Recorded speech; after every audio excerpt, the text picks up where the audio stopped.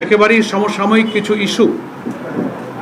সাবেক উপদেষ্টা রেজওয়ানা হাসানের বক্তব্য, জুলাই সনদ নিয়ে সরকারি দল তথা বিএনপির যে স্ট্যান্ড, এসব নিয়ে যে সংকট, সামনে সংসদ অধিবেশন, এই সব ইস্যুতে বাংলাদেশ জামাত ইসলামীর পক্ষ থেকে আজকে এই প্রেস ব্রিফিংয়ের আয়োজন করা হয়েছে। আপনারা দেখতে পাচ্ছেন আমাদের আজকের এই প্রেস ব্রিফিংয়ে উপস্থিত আছেন এবং মূল বক্তব্য পেশ করবেন বাংলাদেশ জামাত ইসলামীর সম্মানিত কেন্দ্রীয় নায়েবে আমির, জাতীয় সংসদের জামাত ইসলামীর সংসদীয় দলের বিরোধী দলীয় উপনেতা ডক্টর আব্দুল্লাহ মোহাম্মদ তাহের এমপি। আমাদের সঙ্গে উপস্থিত আছেন বাংলাদেশ জামাত ইসলামীর সহকারী সেক্রেটারি জেনারেল মৌলানা রফিকুল ইসলাম খান এমপি, সাইফুল আলম খান মিলন এমপি। আমাদের সঙ্গে উপস্থিত আছেন অ্যাডভোকেট শিশির মনির, কেন্দ্রীয় গণপরিষদ সদস্য। আমাদের প্রচার বিভাগের জাহিদুর রহমান সাহেব সহ আরও অনেক নেতৃবৃন্দ আমরা এখানে উপস্থিত আছেন। আমরা সময় আর লম্বা না করে এক্ষুনি আজকের প্রেস ব্রিফিংয়ের মূল বক্তব্যে চলে যাচ্ছি। মূল বক্তব্য পেশ করার জন্য আমি অনুরোধ করছি জাতীয় সংসদে বিরোধী দলীয় উপনেতা বাংলাদেশ জামাত ইসলামীর সম্মানিত কেন্দ্রীয় নায়েবে আমির ডক্টর সৈয়দ আব্দুল্লাহ মোহাম্মদ তাহের এমপি। এখন বক্তব্য রাখছেন আব্দুল্লাহ মোহাম্মদ তাহের এমপি। বিসমিল্লাহির রহমানির রহিম। নাহমাদুহু ওয়া নুসাল্লি আলা রাসূলিল কারীম। জামাত ইসলামীর মাননীয় নেতৃবৃন্দ এবং সাংবাদিক বন্ধুগণ, আসসালামু আলাইকুম ওয়া রাহমাতুল্লাহি ওয়া বারাকাতুহু। বেশ কিছুদিন পরেই আমরা একটা ফর্মাল সাংবাদিক সম্মেলন করছি, যদিও প্রায় প্রতিদিনেই নানাভাবে প্রেস ব্রিফিং করা হচ্ছে আমাদের অনগোয়িং সিচুয়েশন। আমাদের 12ই ফেব্রুয়ারি যে নির্বাচন,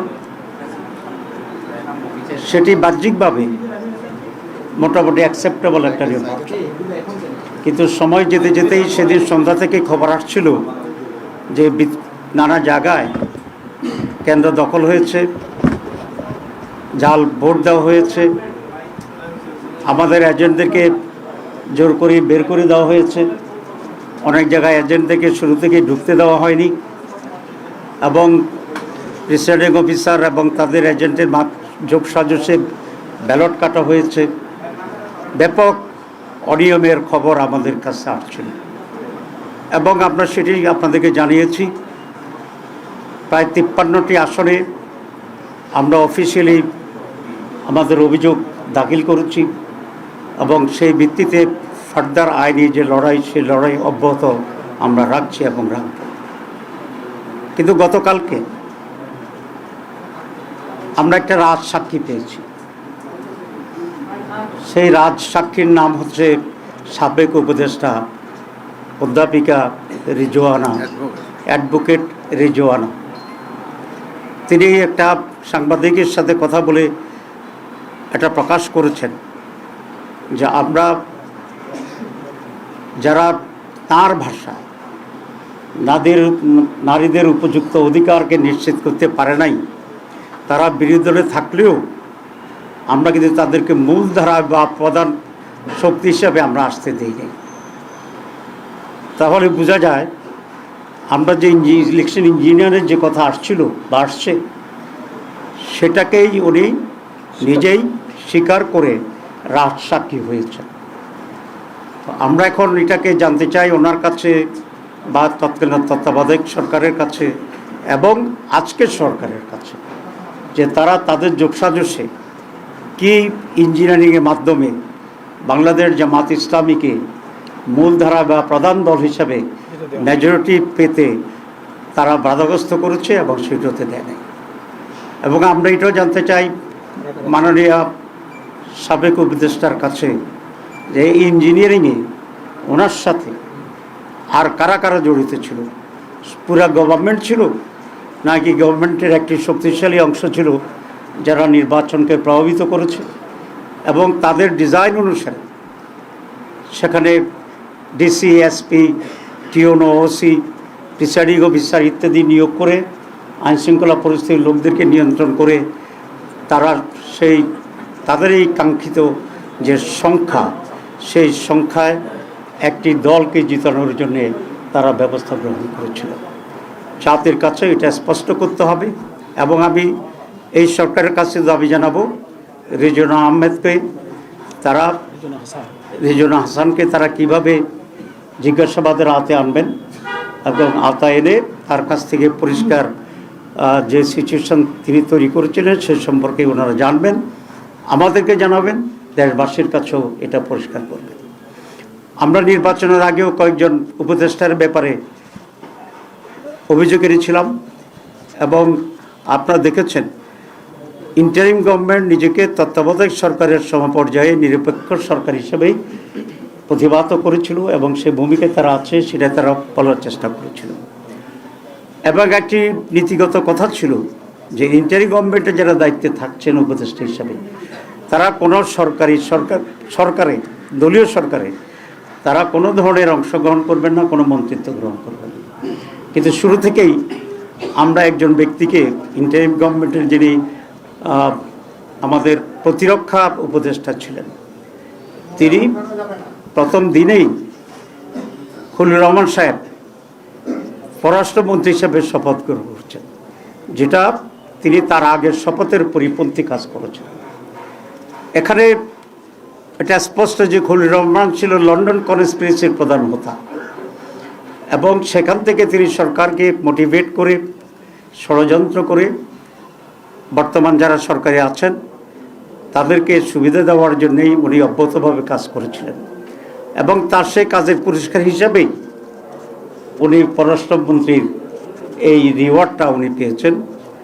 এতে আমি বিস্মিত হয়েছি বিএনপির ব্যাপারেও, কারণ বিএনপিকে এতই তার লোকজনের সংকট আছে যে একজন বিতর্কিত ব্যক্তি যিনি ইন্টারিম গভর্নমেন্টে থাকার সময়ে বিএনপির নেতা সালাউদ্দিন সাহেবই তার বিরুদ্ধে বক্তব্য রেখেছিলেন এবং তাকে সরকারের থেকে বের করে দিতে বলেছিলেন। তো এই খারাপ লোকটা, যেটা বিএনপির দৃষ্টিতে তখন খারাপ ছিল, এবং সালাউদ্দিন সাহেবের বক্তব্যের পরে উনি বিএনপির সাথে নিশ্চয়ই গোপনে এমন এক কন্ট্যাক্টে গেছেন যে তারা বিএনপির স্বার্থ সংরক্ষণের জন্য উলঙ্গভাবে ভূমিকা নিয়েছেন, যে কারণে বিএনপির আস্থাভাজন হয়ে আবার তিনি বিএনপির মন্ত্রী হয়েছেন। কারণ নিশ্চয়ই বিএনপির সাথে ওনার এমন এক কমিটমেন্ট ছিল, বা ওনার সাথে বিএনপির এমন এক কমিটমেন্ট ছিল যে উনি ইন্টারিম গভর্নমেন্টের থেকে বিএনপিকে হেল্প করবে নির্বাচনে, আর বিএনপি সরকার গঠন করলে ওনাকে মন্ত্রী বানাবে। এই দুটাই কিন্তু ওই তাদের অবস্থান দিয়ে পরিষ্কার হয়। সুতরাং খলিলুর রহমান সাহেবকেও একইভাবে জিজ্ঞাসাবাদে আনা উচিত এই সরকারের, এবং যে কী ধরনের কনস্পিরেসি রিজওয়ানা সহ অন্যরা তারা করেছেন, যে জাতিকে একটি সুষ্ঠু নির্বাচন থেকে তারা বঞ্চিত করেছেন। কারণ একটি সুষ্ঠু নির্বাচন এই জাতির জন্য অত্যন্ত প্রয়োজন ছিল, তাদের মনের আকাঙ্ক্ষা ছিল, তাদের দাবি ছিল। কারণ গত 56 বছরে এই জাতি কোনো নির্বাচন পায়নি। আমরা সকলেই চেষ্টা করেছিলাম যে একটা সুষ্ঠু নির্বাচন হবে এবং এই সুষ্ঠু নির্বাচনের মাধ্যমে যারা নির্বাচিত হয় তারা সরকার গঠন করবে। এই যে জাতির আকাঙ্ক্ষা, এই যে জুলাই লড়াই, এই যে জীবন দেওয়া, এই যে রক্ত, এই যে আমাদের রাজনীতির গতিপক্ষে পরিবর্তন করে দেওয়ার যে গাদ্দারি, দালালি, জাতির সাথে বিদ্রোহ, এই সব কিছুর জন্যে এরা দায়ী। এত বড় আকাঙ্ক্ষা সুষ্ঠু নির্বাচনের জন্য এটা বন্ডুল করে দিয়েছে এই মীর জাফররা। সুতরাং এই মীর জাফরদেরকে, খলিলুর রহমানকে আমি দাবি করব, সরকার যদি স্বচ্ছতার কিছুটা হইলেও পরিচয় করতে চায়, এবং সেই খলিলুর রহমান তো নিরাপত্তা উপদেষ্টা, আমি বলেছি ডিফেন্স অ্যাডভাইজার ছিল, নিরাপত্তার অ্যাডভাইজার ছিল, তো তাকেও মন্ত্রিসভাতে বের করে দেওয়া উচিত এবং তাকেও জিজ্ঞাসাবাদে এনে ষড়যন্ত্র কী হয়েছে সেটাকে বের করা উচিত। আর রিজওয়ানা তো নিজেকেই বলছে আমি রাজসাক্ষী হয়েছি নিজেই, এবং তার কাছ থেকেও এই সত্য উদ্ঘাটন করা অত্যন্ত জরুরি। দ্বিতীয় যেটি সেটা হচ্ছে, আপনারা জানেন যে নির্বাচনের দিন দুটা বিষয় নির্বাচিত হয়েছে, একটা জাতীয় সংসদ নির্বাচন আর আমাদের যে রিফর্মস, সেই রিফর্মসের উপরে একটা গণভোট হয়েছে। সেই গণভোটে বিপুল ভোটে জনগণ রিফর্মসের পক্ষে রায় দিয়েছে। এই সরকারের কাছে, আমাদের সকলের কাছে এটা কমিটমেন্টের একটি অংশ যে এখানে কনস্টিটিউয়েন্ট অ্যাসেম্বলি হবে, এমপি যারা হয়েছে তার সদস্য হবে এবং পার্লামেন্ট সদস্য হবে। এবার সংসদ সদস্যরা দুটি পজিশনেই নির্বাচিত হয়েছে এবং প্রথম অধিবেশন থেকে কনস্টিটিউয়েন্ট অ্যাসেম্বলির কাজ করে সংবিধান সংস্কার সভা যেটা অন্যান্য সময় কনস্টিটিউয়েন্ট অ্যাসেম্বলি হিসেবে কাজ করে, এইটা করে আগে আমাদের যে রিফর্মসের উপরে যে গণভোট হয়েছে সেটাকে অ্যাকসেপ্ট করা, সেটাকে সাংবিধানিক বৈধতা দেওয়া এবং তার ভিত্তিতে যে সমস্ত রিফর্মসগুলো অ্যাকসেপ্টেড হবে সে আলোকেই পরবর্তী পর্যায়ে রাষ্ট্র, সরকার এবং আমাদের অধিবেশন, পার্লামেন্ট সব কিছু সেভাবেই পরিচালিত হবে। কিন্তু আমরা দেখছি যে এই সংস্কার ইস্যুতে চ্যালেঞ্জ করে কোর্টে রিট করা হয়েছে। আসলে কোনো সরকারের ইঙ্গিত ছাড়া এই ধরনের রিট হওয়ার কোনো সম্ভাবনা অতীতে আমরা দেখছি ছিল না। সুতরাং এই সরকার নানাভাবেই সংস্কার যে কমিটমেন্ট সেখান থেকে সরে আসার জন্য নানা খুচরা খাসরা মানুষ দিয়া রিটের নামে এটাকে ডিলে করাচ্ছে এবং খুবই আনফর্চুনেট হচ্ছে এই যে আমরা আইনের শাসনের কথা বলছি এবং কোর্টকে আমরা স্বাধীন করার জন্য দীর্ঘদিন ধরে আমরা সংগ্রাম করছি এবং সেটাকে স্বাধীন করা হয়েছে। কিন্তু স্বাধীন হইলেও কতিপয় জাজেরা মানসিকভাবে নিজেরা স্বাধীন হইতে চায় না। সেই জন্য সরকারের ডিকটেশনে এখনও তারা জনগণের স্বার্থের বিরুদ্ধে রায় দিচ্ছে। যে রায় তারা দিয়েছে এটার বিরুদ্ধে আমরা আবার আইনি লড়াই করব, সাথে সাথে জনগণকে সংগঠিত করে পার্লামেন্টে এবং পার্লামেন্টের বাইরে আমরা এর বিরুদ্ধে জনমত গড়ে তুলব এবং সরকার এটা নৈতিক দায়িত্ব যে সংস্কারের উপর গণভোট হয়েছে জনম্যান্ডেটকে, যে কারণে তারা সোকল্ড মেজরিটি, সোকল্ড আজকে কেন বলছি এর জন্য আমরা বলি নাই, আজকে সোকল্ড বলছে এর জন্য বিরাট এক সাক্ষী পাওয়া গেছে যে যারা নিজেরাই বলছে যে আমরা ইঞ্জিনিয়ারিং করে ইলেকশন জামাত ইসলামীকে আমরা মেজরিটি হইতে দেই নাই। তো সুতরাং এখন তো আর নেই।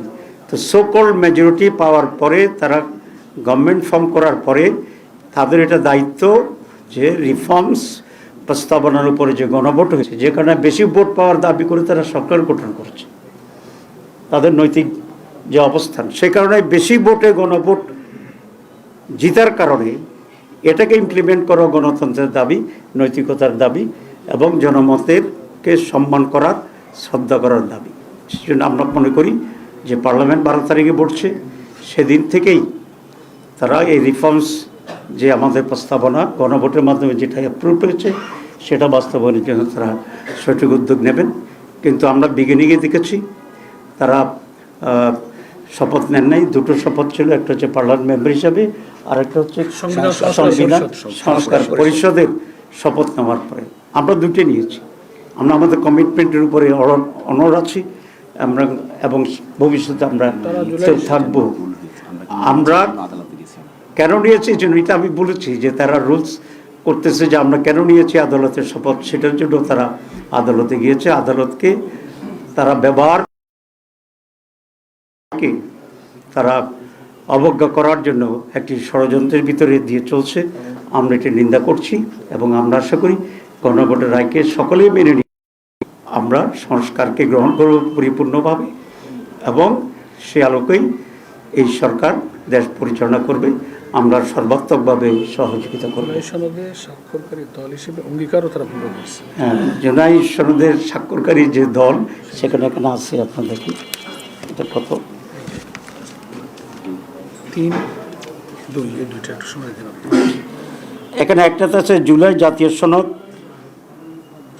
2025-এর বৈধতা ও প্রয়োজনীয়তা সম্পর্কে কোনো আদালতকে প্রশ্ন উত্থাপন করব না, উপরন্তু উক্ত সনদ বাস্তবায়নের প্রতিটি ধাপে আইনি ও সাংবিধানিক সুরক্ষা নিশ্চিত করিবে। এটা যারা সাইন করেছে এটা তাদের অঙ্গীকার এবং এটা বিএনপিও সাইন করেছে, আমরাও সাইন করেছি।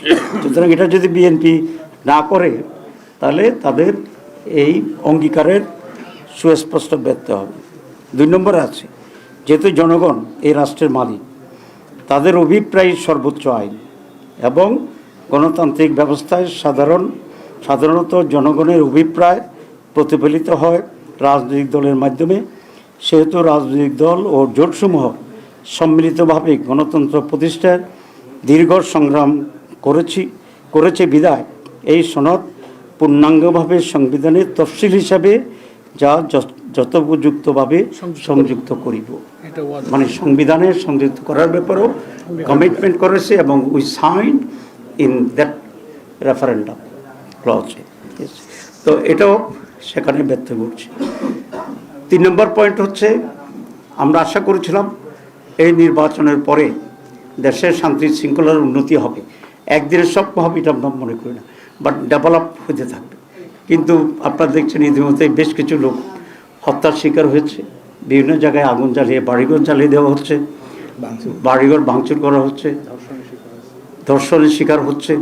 এবং বাহ্যিকভাবে আমরা গত নৈরাজ্যময় যে সমস্ত সরকারগুলো ক্ষমতায় ছিল তার চেয়ে চরিত্রের এবং চিত্রের তেমন কোনো ভিন্নতা আমরা দেখতে পাচ্ছি না।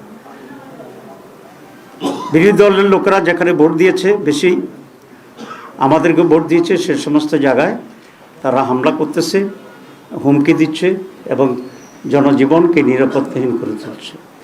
এটা আপনাদের দৃষ্টিতে আসছে, আপনারা পত্রিকায় অবশ্য লেখালেখি করছেন। এটা যথাযথভাবে যাতে নিউজ মানুষ জানতে পারে, আপনারা সে ব্যাপারে আরও সোচ্চার হবেন, এই আহ্বান জানাচ্ছি। এরপরে যেটা আমরা দেখছি যে হঠাৎ করে সরকারিভাবে তারা নানা জায়গায় আগেকার সরকারগুলোর মতো যে নিজস্ব দলীয়করণ করার প্রসেস শুরু করে দিয়েছে। অনেক গুরুত্বপূর্ণ ব্যক্তিরা, আপনি কোনো স্পেসে করতে চান আপনারা জানেন, বিভিন্ন গুরুত্বপূর্ণ জায়গা থেকে তারা তাদের নিজস্ব লোক বসানোর জন্য গুরুত্বপূর্ণ ইম্পর্টেন্ট লোকদেরকে তারা সরিয়ে দিচ্ছে। বিশ্ববিদ্যালয়গুলোতে আইনশৃঙ্খলা পরিস্থিতি অবনতির চেষ্টা করতেছে। আগে যেরকম আগেকার বিএনপি সরকার বা আগেকার আওয়ামী লীগ সরকার যেমনিভাবে বিশ্ববিদ্যালয়কে অশান্ত রেখেছিল, অস্ত্রবাজি করেছিল, ঠিক সেরকম একটা পরিস্থিতি তৈরি করার জন্য চেষ্টা করছে। যদিও সেটা সহজ হবে না, কারণ সাধারণ ছাত্রীদের রুচির ভিতরে পরিবর্তন হয়েছে। সাধারণ ছাত্রীরা আর ছাত্রছাত্রীরা অস্ত্রের পিছনে যোগ দিয়ে নিজের কেরিয়ার নষ্ট করবে, এটা সম্ভবত ছাত্র এটা চাইবে না। কারণ তারা ইতিমধ্যেই ডাকসু জাকসু সব জায়গায় নির্বাচিত প্রতিনিধির মাধ্যমে ইউনিভার্সিটিগুলোতে লেখাপড়ার একটা সুষ্ঠু পরিবেশ পেয়েছে, একটু খাবার দাবারের উন্নত পরিবেশ পেয়েছে। হোস্টেলগুলোতে কি গ্যাস কি একটা মারপিটের যে জায়গা হয়, টর্চার সেল, এটা বন্ধ হয়ে গিয়েছে, গণরূপ বন্ধ হয়ে গেছে। সুতরাং they got a different test, they got a different environment, and they got an environment for study and career building, so they will not go back, I hope, যে আগের নৈরাজ্য অস্ত্রবাজি গণরূপের দিকে। সুতরাং সরকার যদি এরকম ভুল সিদ্ধান্ত নিতে থাকে, তাহলে ভার্সিটিগুলোতে আবার লেখাপড়া পরিবেশ নষ্ট হবে, ক্লাস হবে। আমি অনুরোধ করবো এই সরকারকে যে তারা যেন এরকম ভুল সিদ্ধান্ত না যায়, দখলের দিকে না যায়। এবং যেমনি বাপেরা অফিস আদালতে অলরেডি দখল করা শুরু করে দিয়েছে। আমরা আশা করেছিলাম যে আমরা আগেকার বিরোধী দলের মতো নয়, যদিও আমরা সরকারি দল হইতে পারতাম মনে হয় যদি ইলেকশনটা ফেয়ার হতো, স্টিল দেন আমরা একটা নিউ কালচার তৈরি করার চেষ্টা করছি, constructive, violent, vibrant, careful, vigilant and very strong. আমরা অপোজিশন তৈরির চেষ্টা করছি। গভর্নমেন্ট যেন এটাকে সাধুবাদ জানায় এবং তারা এটাকে কোনোভাবেই ভিন্ন খাতে বা দুর্বল মনে করে নিজেরা খুব বেশি বাড়াবাড়ি করার চেষ্টা না করে, কারণ বাড়াবাড়ি করলেই আমরা সেখানে দাঁড়িয়ে যাব। কারণ এটা জনগণের পক্ষ থেকে আমাদের প্রতি ম্যান্ডেট দেওয়া আছে, এটা আমাদের নৈতিক ভিত্তি। আর দল হিসেবে বিএনপি এক জামাত আমরা কোনো দুটো হোস্টাইল পার্টি না, আমরা ফ্রেন্ডলি ছিলাম, আমরা একসাথে কাজ করছি। সুতরাং বিএনপিকেও এটা মনে রাখলে ভালো হবে যে আলাপ আলোচনার ভিত্তিতে, পরামর্শের ভিত্তিতে তারা রাষ্ট্র পরিচালনা করবেন, বিদেশের সাথে চুক্তি করবেন এবং বিভিন্ন ডেভেলপমেন্ট ওয়ার্কগুলো করবেন। কিন্তু আনফর্চুনেটলি এই যে ট্রান্সফার হচ্ছে, কারো চাকরিচ্যুত হচ্ছে, কাকে বাদ দেওয়া হচ্ছে, কাকে ইনক্লুশন করা হচ্ছে, এখন পর্যন্ত আমাদের সাথে তেমন কোনো আলাপ আলোচনা বা এক্সচেঞ্জ অফ ভিউজ তারা করেনি। আমরা আশা করি সেটা তারা ইনশাল্লাহ করবেন। সুতরাং নেক্সট 12 তারিখে যে পার্লামেন্ট, আমি মনে করি it will be good beginning এবং আপনারা জানেন যে ইংরেজিতে কথা আছে, good beginning is half done. আমরা we are expecting that type of attitude and behaviour and cooperation from the government body. Thank you very much. বৈঠকের বিষয়টা দেখুন, আপনাদের ডেপুটি স্পিকার অফার করা হয়েছে, এই বিষয়ে কি বলবেন? আর দ্বিতীয়ত, বিগত দিনে যারা নির্বাচন ইঞ্জিনিয়ারিং এর সাথে জড়িত ছিল তারা এখন আইনের আশ্রয় আছে, তো দুইজন উপদেষ্টার ব্যাপারে আপনারা অভিযোগ তুলছেন, তাদেরকে আইনের আওতায় এনে জিজ্ঞাসাবাদ বা তাদের ব্যাপারে আসলে আইন বিচার বিভাগের দায়িত্ব চাহিদা আপনাদের আছে? না, আমি তো অলরেডি বলেছি, আমরা মনে করি রিজনাকে জিজ্ঞাসাবাদ করা উচিত এবং খলিল রহমান সাহেবকেও জিজ্ঞাসাবাদ করা উচিত যে কী ইঞ্জিনিয়ারিং তারা করেছে, তাদের সাথে কারা জড়িত ছিল এবং সেটার আউটকাম কী হয়েছে, এগুলো তো আমরা জোর করে দাবি জানাচ্ছি। আপনারা যেটা বলেছেন যে ডেপুটি স্পিকার নিয়ে আমাদেরকে অফার করা হয়েছে ইব্রাহিম মোহাম্মদকে, আসলে এখানে দুটি বিষয় আছে। একটা বিষয় হচ্ছে আমাদের বর্তমান যে কনস্টিটিউশন, এই কনস্টিটিউশনে লেখা আছে যে জাতীয় সংসদে একজন স্পিকার এবং একজন ডেপুটি স্পিকার থাকিবে, এটা হচ্ছে বর্তমান সংবিধান। আর আমরা যে রিফর্মস প্রস্তাবনা আমাদের যেটা আছে, সংস্কার প্রস্তাবনায় জুলাই চার্টারে, সেখানে আমরা একমত হয়েছি, প্রস্তাব দিয়েছিলাম যে একজন স্পিকার থাকিবে, দুইজন ডেপুটি স্পিকার থাকিবে। সেই দুইজন ডেপুটি স্পিকারের মধ্যে একজন সরকারি দলের হবে, একজন বিরোধী দলের হবে। এই ব্যাখ্যাটা এখনও কনফিউজিং।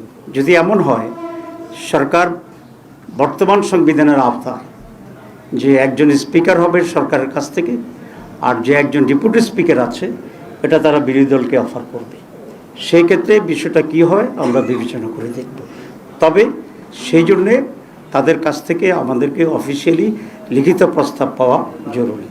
আমরা যদি সেই লিখিত প্রস্তাব পাই ফ্রম দি গভর্নমেন্ট, তখন আমরা বসে আমরা আলোচনা করে আমাদের সিদ্ধান্ত জানাবো। This is one.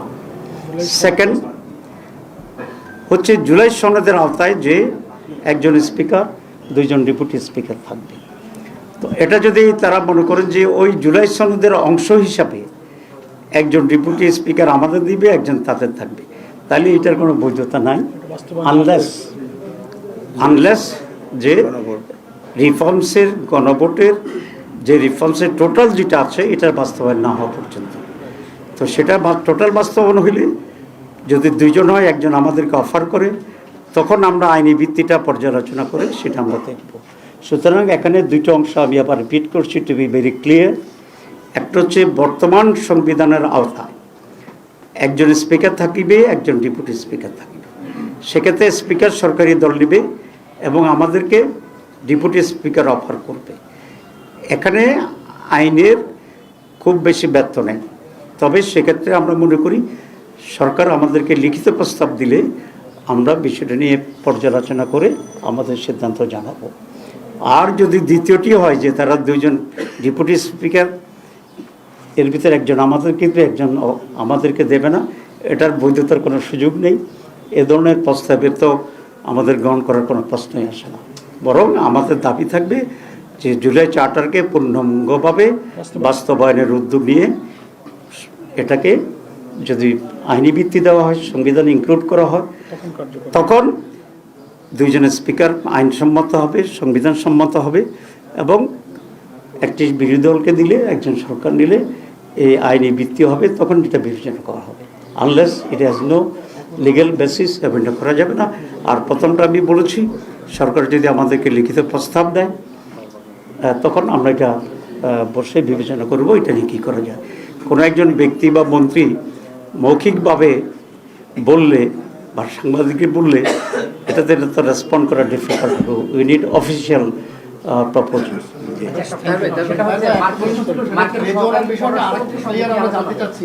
আপনি বারবার সরকারের দিকে ঠেলে দিচ্ছেন, বল যে সরকার এটা নিয়ে তদন্ত করুন। সরকার তো তাদের দ্বারা চক্রান্ত করে ক্ষমতা এসছে, তাদের দ্বারা বেনিফিশিয়ারি, সরকার তো তদন্ত করবে না। আপনারা রেজওয়ানার ব্যাপারে যেহেতু রাজশাহী বলছেন, আপনারা সরাসরি আপনারা কি কোনো আইনগত মানে মামলা বা আইনগত কোনো অধিকারের জায়গা আপনারা যাবেন কিনা? জি, জিজ্ঞাসাবাদ আইন বিভাগ দেখা উচিত না, সেটা কিন্তু স্পষ্ট না। আসলে রিজওয়ানার আমি রাজশাহী বলছি এই জন্য রিজওয়ানার ভয়েস আছে। আপনারা যদি ভয়েস শুনতে চান আমরা আপনাদেরকে আপনারা শুনেছেন। আচ্ছা, তাহলে তো ঠিক আছে, আমরা তার বিচার দাবি করছি। এখন কোন ফর্মে বিচারটা প্রপার হবে, আমরা কি মামলা করব না বিচার বিভাগীয় তদন্ত চাইব, সেই বিষয়টা আমরা গ্রাজুয়ালি খোলাসা করব। ভাই, আপনি নির্বাচনের আগে বলেছিলেন যে সরকারের উপদেষ্টাদের একটি অংশ সরকারের বর্তমান ওই সময় বিএনপির পক্ষে কাজ করেছে, আপনি নামগুলো প্রকাশ করতে চেয়েছিলেন। অলরেডি রিজওয়ানার কথায় একজনের নাম বের হয়েছে বলে আমরা মনে করছি। আপনি কি আজকে সেই নামগুলো বলবেন যে কারা এই সময় কাজগুলো করছে? আমি 4 জনের কথা তখন বলছিলাম, নাম বলি নাই। আজকে কমপক্ষে 50% বলি, একজন রিদওয়ানা আর একজন খলিলুর রহমান। আচ্ছা, মার্কিন পররাষ্ট্র মন্ত্রীর আপনাদের কি আলোচনা হয়েছে? মার্কিন সহকারী পররাষ্ট্রের সাথে বৈঠকের বিষয়টা একটু জানতে চাই।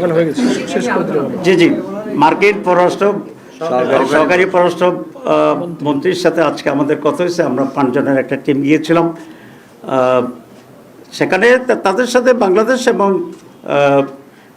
মার্কিন রিলেশনশিপ, এখানে তাদের ইনভেস্টমেন্ট কী সুবিধা আছে আমরা এটা বলেছি। আমরা তাদেরকে বলেছি যে তারা যে ইনভেস্টমেন্ট হচ্ছে, বিশেষ করে এআই, আর্টিফিশিয়াল ইন্টেলিজেন্সের এখানে বিরাট সুবিধা আছে আমাদের দেশে। সে ব্যারেন ফিল্ড, এখানে যে তারা ব্যাপক ইনভেস্ট করে, তাহলে আমাদের ছাত্রদের এবং যুবকদের জন্য বিরাট কর্মসংস্থানের বিষয় হয়। 2 হচ্ছে আমরা বলেছি যে বাংলাদেশ তার ইন্টারেস্টকে রেখেই সকল বিশ্বের সব দুনিয়ার লোকদের সাথে সুসম্পর্ক চায়। তারা ইরান, ইসরায়েল এবং আমেরিকার যুদ্ধের কথা বলেছে। আমরা বলেছি যে আমরা যুদ্ধবিরোধী, যে দেশের সাথে যারাই হোক আমরা পিস চাই, এবং কোনো দেশে যদি কোনো কনফ্লিক্ট থাকে, সেটা থাকতেই পারে, কনফ্লিক্ট অফ ইন্টারেস্ট থাকতে পারে, সেটা ডিপ্লোম্যাটিকভাবে সেটা সলভ করা উচিত। সুতরাং এনি ওয়ারকে আমরা কন্ডেম করি, এবং আমরা চাই তোমরা মানে খুব স্বল্প সময়ের ভিতরে ডিপ্লোম্যাটিক হইতে এই ওয়ারকে বন্ধ করা উচিত। যুক্তরাষ্ট্রের সঙ্গে যে বাণিজ্য চুক্তি, সেটা আপনারা সমর্থন করেন কিনা? বাণিজ্য চুক্তির ভিতরে কতিপয় জিনিস আছে যেগুলো বাংলাদেশের জন্য প্রয়োজন, তো অতটুকুকে তো এই সরকারকেও ক্যারি অন করতে হবে সেখানে। সুতরাং এই সরকারকেও ক্যারি অন করতে হবে, এবং এটাকে আমরা এই মুহূর্তে খুব স্ট্রংলি অপোজ করছি না, কারণ এখানে বাংলাদেশের সাথে বাণিজ্যের অনেকগুলো বিষয় আছে। তবে আমি এটা বলে আসছি যে বাংলাদেশ তোমাদের কাছ থেকে অনেক কটন আমদানি করে, তারপরে সয়াবিন আমদানি করে, মিল আমদানি করে, সয়াবিন মিল আমদানি করে। তো আমরা যদি হিউজ ইম্পোর্টার, আমরা তোমাদেরকে রিকোয়েস্ট করব যে চুক্তির চেয়েও আরও কম ট্যারিফে তোমরা বাংলাদেশ থেকে গুডস বাংলাদেশ থেকে পাঠাবা, এটা তাদেরকে আমরা ভীষণ অনুরোধ করে আসছি। একটা ছোট প্রশ্ন, আপনি বক্তব্যে বলেছেন যে হামলা, ধর্ষণ, খুনের মতো ঘটনা ঘটছে, আইনশৃঙ্খলা পরিস্থিতি, দলীয়ভাবে আপনাদের অবস্থানটা কি? কোনো কর্মসূচি বা এরকম কোনো চিন্তা ভাবনা করছেন? আমরা বলেছি যে আমরা অন্যান্য সময়কার নির্বাচনের পরে যে ধরনের একটি হট এক্সচেঞ্জ হয়, এসব নিয়ে ব্যাপক আইনশৃঙ্খলা পরিস্থিতির পরিণতি হয়, বিশাল প্রটেস্ট হয়, আমরা বুঝে শুনেই সেটাকে সেই লেভেলে যাইনি। কারণ আমরা চাচ্ছি একটু কালচারালি চেঞ্জ করার জন্য, যে আমাদের যা হয়েছে সেটার পরে আমরা কনস্ট্রাকটিভলি জানাচ্ছি, আমরা আইনের আশ্রয় নিয়েছি, আমরা খুবই নন ভায়োলেন্ট প্রটেস্ট আমরা করছি। কিন্তু এটা যদি সলিউশন না হয়, এটা বাড়তে থাকে, তখন তো আমাদেরকে আর একটু স্ট্রংলি রাস্তায় নামতে হবে, এবং পার্লামেন্টও আমরা সেক্ষেত্রে স্ট্রং ভূমিকা নেব। এত নিরাপত্তা পালন করছে যে কয়েকদিন পরে আপনাদেরকে যদি বিরোধী মানে গৃহপালিত বিরোধী দল যদি তকমা দিয়ে দেয়, তখন কি করবে? তখন আমরা সেটাকে ওভারকাম করার জন্য যে ভূমিকা নেওয়া দরকার সেটা করব। আমরা বুঝবো যে জনগণ, আমাদের দেশের জনগণ খুব ভাইব্রেন্ট এবং খুব পিসফুল অপোজিশনকে তারা সেভাবে নিচ্ছে না, নাম্বার 1। নাম্বার 2 হচ্ছে, আমি এটা ব্যাখ্যা করেছি, আমরা এত নীরব নই, আমরা অনেক প্রটেস্ট করেছি, অনেক মিছিল করেছি, যে যে জায়গায় হামলা হচ্ছে সেখানে লোকালি আমরা প্রতিবাদ করতেছি, আমরা মামলা করতেছি, সাংবাদিক সম্মেলন করতেছি। এখন যদি এটা মনে করা হয় যে একটা ঘটনা ঘটলেই ব্যাপক তুমুল হুলস্থুল করে ফেলার দরকার, এটাকে আমরা মনে করি we should allow some more time to the government, যারা তাদের লাইনে আসার জন্য। যদি না হয় এটা তাদের কপাল।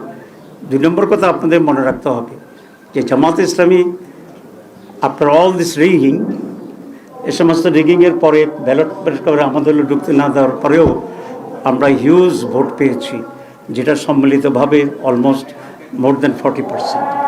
আর বাংলাদেশে 3টি সরকার 40%-এর কম ভোট পেয়ে সরকার গঠন করছে, ঠিক আছে? সেটা আমরা যে ভোট পাইছি এটাকেও যদি ধরে নিই, তাতে সরকার গঠন করার মতো ভোট আমরা পেয়েছি। সুতরাং আমরা এগুলো মাথায় রেখে are preparing for the future, এবং আমরা জনগণের কনফিডেন্স অধিকতর পাওয়ার জন্য চেষ্টা করছি। সেটা হচ্ছে বর্তমান সংবিধান অনুযায়ী রাষ্ট্রপতি সংসদের প্রথম অধিবেশনে ভাষণ দেবে। জুলাই সনদ অনুযায়ী যেটা হওয়ার কথা না, বিএনপি অলরেডি স্টেটমেন্ট দিয়েছে তারা রাষ্ট্রপতির ভাষণ দেবে। এই ক্ষেত্রে আপনারা বলছেন যেহেতু জুলাই সনদ বাস্তবায়ন হবে, প্রথম দিনই এটা হবে, সেক্ষেত্রে আপনাদের অবস্থা বয়কট করবেন কিনা আমরা এই বিষয়ে আলাপ আলোচনা করছি, সময় মতো আপনারা জানতে পারবেন। Thank you very much.